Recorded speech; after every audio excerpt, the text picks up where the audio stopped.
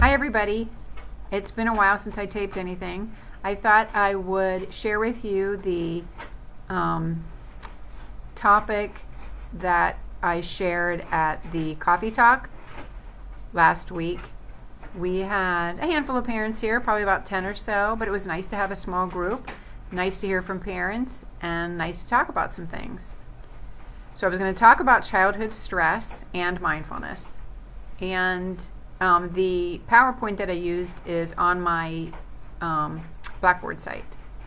So the reason I wanted to talk about childhood stress is because it's becoming more of a topic when kids come to see me. And I just know that in our culture. You know, we're kind of the same as human beings, but a lot of how we do things is different. So, recent studies show that adolescents and young adults are 5 to 8 times more likely to report symptoms of anxiety and depression than kids who lived at the height of the Great Depression. This is according to William Stixrud. He's a clinical neuropsychologist and faculty member at Children's National and the George Washington University School of Medicine. And in the last 6 years, there's been this tremendous spike in anxiety disorders, depression, chemical use in young people, and all of these are stress-related disorders. What are some of the things that cause stress among kids? Friendship. A lot of the older kids especially come to me and they're just trying to manage their relationships.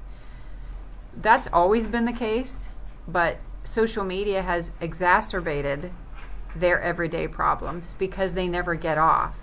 It's like if they're upset about something, they go right to texting, some of the older kids, and then they're constantly engaged and not really problem solving.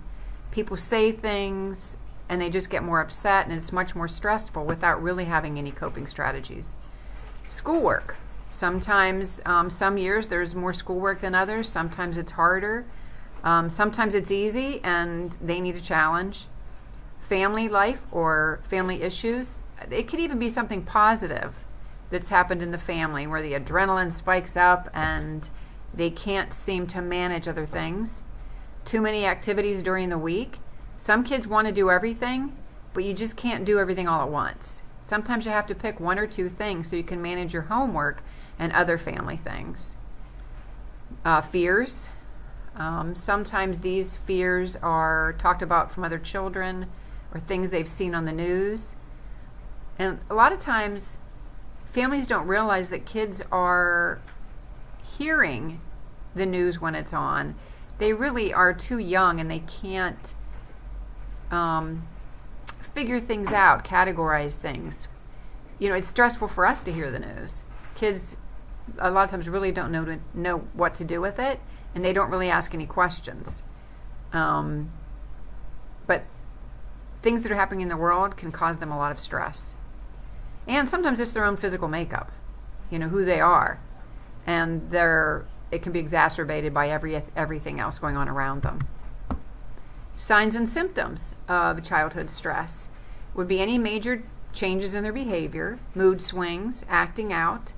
Maybe they can't sleep, maybe they sleep too much, actually bedwetting, stomach aches, headaches, trouble concentrating in school, and then withdrawing when maybe normally they were very chatty with you. Younger children, when stressed, could pick up habits like thumb sucking, hair twirling, nose picking. Older kids could lie, bully other kids, defy authority. Their emotions are heightened, they're frustrated, and they act out. If they aren't supported and helped and given time to talk about whatever it is that's really upsetting them, sometimes they don't know. And they don't know until they sit down, chat it out, and have time to think about it. The effects of stress can be very damaging, both in the short term, affecting what's going on today, and in the long term. They can't learn. Their brain doesn't focus well. They don't integrate information. You know, they're full of whatever it is that's bothering them, so they can't take in sometimes more information. I read the book, The Self-Driven Child, by William Stixrud, and I forget the other guy. But they're neuropsychologists, and I really, really, really got a lot out of this book because they talk about the brain in the beginning, and they talk about the effects of stress and a lack of control, sort of, from babies to college, and how we sometimes as parents set up our kids for, I don't want to say failure, but they don't have the coping strategies to manage things. They don't have that resilience because we do too many things for them. Kids need to fail. They need to experience a little bit of suffering, but with our support, they need to know that they will survive. Not all stress is bad. We need some stress in our lives. We need some time. We don't want to remove the stressors necessarily. We can manage stress by managing calendars, activities, work, but removing the stress for the kids does not help them in the long run. Some of the coping strategies that we talk about, or that you can talk about with your kids: sleep. Most kids need between 8 and 10 hours a night. And I hear from a lot of kids that they're on their phones, their iPads, whatever technology, and parents are often unaware. So when your kids go to bed, you might need to lock those things up because they're very drawn to them. Good nutrition. How kids are eating. A lot of times families are busy and people are just grabbing things, and try to make sure whatever they're grabbing is sometimes healthier. The junk food is just not sustaining. So it can fill up their stomachs, but they need protein and stuff to keep them going. Family time. Sometimes you need to shut things off, and that's one of the things I learned from The Self-Driven Child, in that nobody is getting downtime. We need to shut our brains off from our phones and technology for a few minutes at least every day in order to reset our brains. When we sit down on the couch and the TV is on and we pick up our phones, that's not really relaxing. We've got to turn everything off for a little bit and teach our children that they need to turn everything off, because that we're in a constant state of stress when we're reaching for every technological device every minute. When you talk to your kids, sometimes they don't feel like talking. Not really good to make them talk, but you can start conversations differently. I find a lot of kids don't like to be interrogated, especially in my experience, boys. They want to play a game or do something, and then they'll sort of talk on the side. They're more comfortable that way. You can start conversations with, I wonder what would happen if you did this. I wonder what that other person felt when this person said something not so nice. And sharing your information.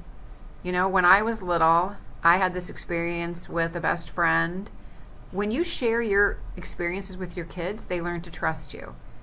They don't, it doesn't help them to think that you don't make mistakes or that you're not perfect. You don't have to share any big secrets or things they're not ready for. But sharing with them your experiences builds trust with them and encourages them to hopefully talk to you at some point. Being a role model yourself with technology or with your coping strategies. If you get upset, talking about what you might do, maybe exercise, dance, talking to somebody else, mindful eating, not reaching for the Oreos, but something that's kind of healthy that makes you feel better. Be aware of your conversations around the kids. They hear things. And when you think they're not listening, if they're anywhere near you, they're taking in bits and pieces of what you're saying. And they get stressed out because they don't know the outcomes. They don't know the answers to the things that you might be talking about. And if they don't see, it's okay for parents to argue as long as they also see you talk it through, work it out, not yell at each other. Kids are resilient, but they aren't as resilient as we say they are. They hold a lot in, and they don't complain sometimes, but it comes out in other ways. You can also just take a walk for a coping strategy. Just get out of the house, not on your phone. Walk without using your phone. Just look at nature, listen to the birds, feel the breeze. And then you can be ready when you when you get back inside, you can be ready. Maybe you've reset your brain. And pets can be a nice stressor as long as they're healthy. A de-stressor, sorry. As long as they're healthy, petting an animal or sitting with an animal can really reduce a lot of anxiety. Now, mindfulness I'm going to talk about more later, but I do believe in mindfulness as a coping strategy. It is really just breathing. It's being in a state of awareness in that you're only aware of where you're sitting in that moment, what's happening in that moment. And in that moment, when you're present in that moment and breathing properly, you're not thinking about everything else that's going on around you, going to the grocery store, getting work turned in, how your kids are doing. For that brief few minutes, you're just breathing. And that does wonders for us. So the next webcast will be on mindfulness. But feel free to look it up, Google it. It's not goofy or weird or religious. It really is just learning to breathe in order to relax. And the more we practice it, the more we can use it during stressful times. Doesn't take away the problems, but it can help the stressful feelings not last as long. So, parents, I love hearing from you. I love knowing whether or not you've listened to these webcasts. Feel free to email me a question or send me an idea. And if you see me, just let me know you saw one. Okay? Thanks, and I will talk to you again.